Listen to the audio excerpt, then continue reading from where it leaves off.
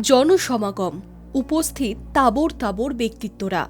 তাদের মাঝে দাঁড়িয়ে রিপাবলিকান নেতা ডোনাল্ড ট্রাম্প। বুকের বাঁদিকে আটকানো আমেরিকার ছোট্ট একটি পতাকা, মুখে ফুটে উঠেছে জৌলুস। অবশেষে আমেরিকার ৪৭তম রাষ্ট্রপতি হিসেবে শপথ গ্রহণ করলেন তিনি। আপাতত মার্কিন যুক্তরাষ্ট্রের নতুন প্রেসিডেন্ট হলেন ডোনাল্ড ট্রাম্প। গিয়ে দাঁড়ালেন পোডিয়ামে। তখন ক্যাপিটাল ভবন যেন ভরা বাজার। সকলের চোখে মুখে ফুটে উঠেছে উত্তেজনা। উঠে দাঁড়িয়ে প্রথমেই কি বলবেন নতুন প্রেসিডেন্ট? সকলের মনেই যেন একই প্রশ্ন।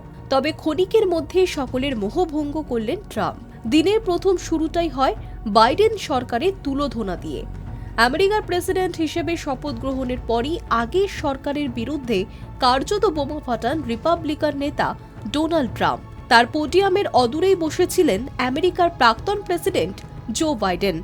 কিন্তু সেদিকে না তাকিয়েই আগের সরকারকে রীতিমতো কাঠগড়ায় টেনে আনেন তিনি। বরাবরই দেশের অভিবাসন নীতি ও মার্কিন যুক্তরাষ্ট্রে বাড়তে থাকা অনুপ্রবেশ নিয়ে সোচ্চার হয়েছেন ট্রাম্প। নিজের ভোট প্রচারে বেরিয়েও এই প্রসঙ্গে উদাসীন বাইডেন সরকারের বিরুদ্ধেই তোপ দাগেন তিনি। আর আজকের এই বিশেষ দিনে দাঁড়িয়েও সেই পুরনো অভিসন্ধিকে ফেলে দিলেন না রিপাবলিকান নেতা।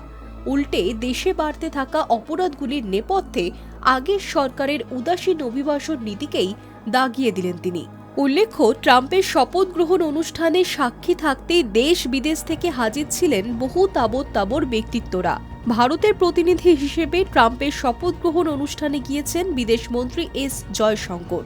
শপথের পরই কার্যত বিশ্ব নেতাদের দিকে ছুড়ে দিলেন ইঙ্গিতবহ বার্তা। মনে করিয়ে দিলেন নিজের আমেরিকা ফার্স্ট নীতির কথা। পাশাপাশি দেশের জনগণের উদ্দেশ্যেও বার্তা দিলেন তিনি। তার কথায়, আমার উপর একাধিকবার আক্রমণ করা হয়েছে, কিন্তু আমেরিকার গৌরব ফিরিয়ে আনার জন্য ঈশ্বর আমাকে বাঁচিয়ে রেখেছেন।